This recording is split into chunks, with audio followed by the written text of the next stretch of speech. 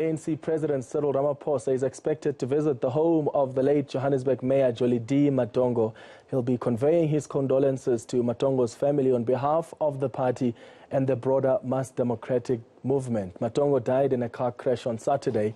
That was after spending the day campaigning for the ANC in Soweto, along with Ramaphosa. Our reporter Manqoba Mchunu is in Lenasia for us outside the home of the late mayor. Manqoba, has the president arrived? Well, not yet, Clement. He hasn't arrived here at the house of the former Johannesburg Mayor, Jolidee Matongo. Of course, you'll recall earlier on, Clement, that the president was visiting Lusikisiki in Mthatha, where he was going to assess the construction of the Msikaza Bridge earlier on, and he did address the residents there earlier on, we saw around about midday. So he's slightly delayed. We understand, though, that he's on his way here, where he's going to be paying his respect to the family of Jolidee Matongo on behalf of the ANC. But I just want to bring in Pulimabe here, who is the spokesperson of the ANC. Of course, he spent the better part of Saturday alongside Mr. Matongo, alongside the president, as well as the premier, campaigning for the ANC on Saturday, just before his death. Pule, thank you for your time. Obviously, the whole of the city of Johannesburg, and in fact the country, was shocked by the sudden death of Mayor Matongo. You spent Saturday with him. How has it been for you? Well, Manqoba, we had a great day with him campaigning for the ANC. I could recall we were speaking to the media, both myself and him, early in the morning, just outlining the program. When the president arrived, him together with the leadership of the ANC in the region and the city of Joburg, the MMC, were there to make us aware of some of the challenges that are obtaining on the ground. They told us that there were challenges of electricity, of water, and all of that, and they even outlined what they were doing to deal with those challenges. So he was that kind of an honest person. He passionately spoke about the plight of the people of Johannesburg and the different communities, and the plan that they have to turn around the living conditions of the people of Johannesburg. Quite inspiring. We did door-to-doors. We went to Nomzamo in Soweto, met with people there, met with the community there, also introducing him. I mean, we went to one home, I remember, where I was with him, and the two gogos there were saying, no, we don't know the mayor. I said, no, you didn't know him, he's new. He only took over last month after the passing on of Comrade Jeff Makubo. But he has got great plans for you, comrades. So you shouldn't give up on the ANC, led government here, because they are going to do everything else they could to turn around the conditions of our people. We went to Shawela, listened to people. He had that kind of an ear to listen to people. And he didn't say when people were raising their problems, became defensive. You know, you go to your own problems, and you have cadres wanting to be defensive. Comrade Jolie was not that type of a comrade. He actually accepted people raising their own challenges, because he believed that it is out of the honesty that came from the people which will effectively inspire their own planning as the city on how they were going to turn around the living conditions of people there. Here, we also went to Naledi.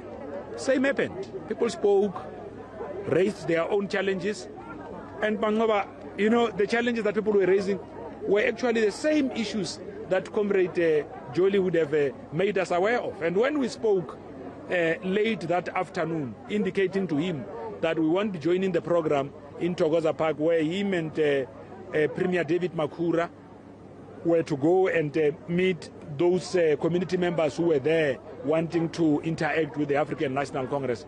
He was there. You could hear the energy in his voice, you know, the sound of music coming out of the ANC truck, that this cadre of ours was really ready for the campaign. When we heard, just in the early hours of that evening, that Comrade Jolie was no more. I mean, I was actually called by the regional treasurer, Comrade Mpomweran, conveying the sad news. I mean, it was unbelievable.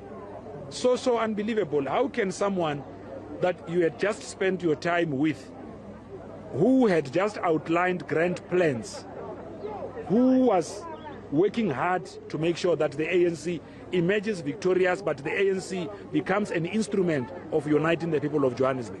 Pass on just like that. And surely it's very difficult for the region, Pule, having to go into an election without Jolidee Matongo. Well, what I can tell you is that in the African National Congress, we work as a collective.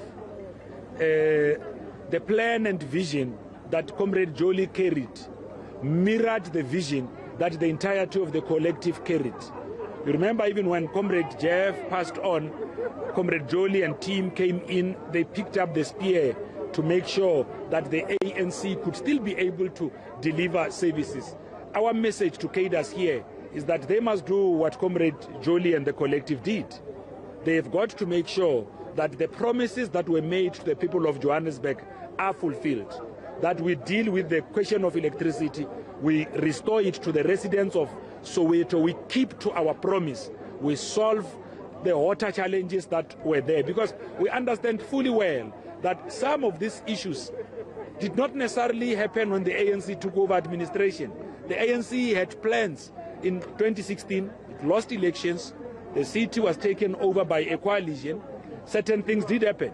Now we are coming in now in a short space of time to try and implement that grand noble plan that we had for the citizens of Johannesburg. Now our message to our comrades is that the only best gift they can give to Jolie and make sure that his soul rests in eternal peace is to win the city of Johannesburg with landslide victory, is to serve the people of Johannesburg passionately, honestly, and with integrity. That is what we could give to Jolie, because he himself was not just a jolly good fellow, but he was a selfless cadre and servant of our people. Okay. And then, Pule, just you spoke on the election, of course, so they are concerned on the readiness of the ANC on these elections. We haven't seen the posters yet, Pule. You know, are you concerned? People are saying that you're not ready for this election. Are you? Well, I'm sure you're talking about posters on the polls. Street posters. Okay, the ANC has actually been one party that has put a lot of posters on virtual platforms. Those are also posters. It's just that they are called digital posters. The ones we are referring to, Manqoba, are the ones on the polls. Well, of course, we're finalizing. We're done now with the registration of our candidates. All of them in all the different municipal areas have been registered. We'll be doing a candidate posters so that people in the ward could know who are the councillor-elects of the ANC in their specific wards. Of course, the last week, the posters that the ANC would have done would have been posters that just dealt with voter registration. If you go to Soweto, those posters are there. We have been warmly received by communities, which shows us that communities define with the ANC beyond posters. By the way, what posters do, they only work to increase visibility.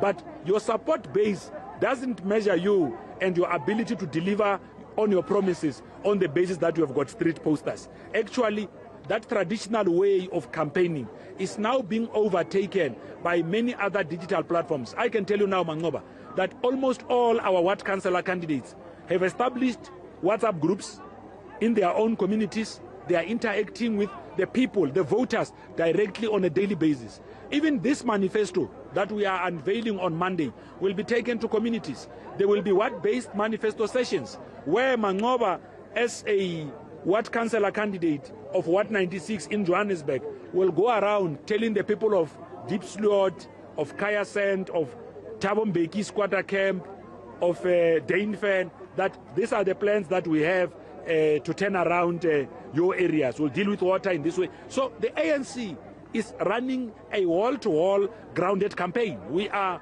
almost on a daily basis, we are getting reports of how much of our people have been interacted with by our own machinery on the ground. That is giving us comfort. Is the impact we are making there is much bigger than what would be done by posters. Okay, thank you for your time.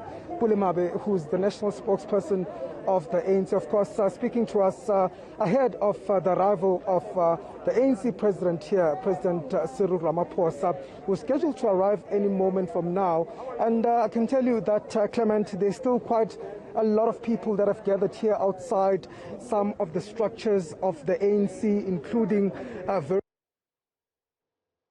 league as well, coming here. And we do understand that the body of the mayor will also be arriving here this afternoon ahead of his civic funeral that will be taking place tomorrow from 8 o'clock. So quite a number of sentiments. The mayoral committee members that have worked with the mayor, sharing of course, their sense of sadness, their sense of loss, describing this man that you see there behind, Jolidee Matongo, saying what a great man he was in terms of leadership for this particular city, a dedicated man, somebody who was humble, somebody who was really, looking forward to serving the people in the city of Johannesburg. So those are some of the sentiments that continue to echo here as we await the arrival of President Cyril Ramaphosa.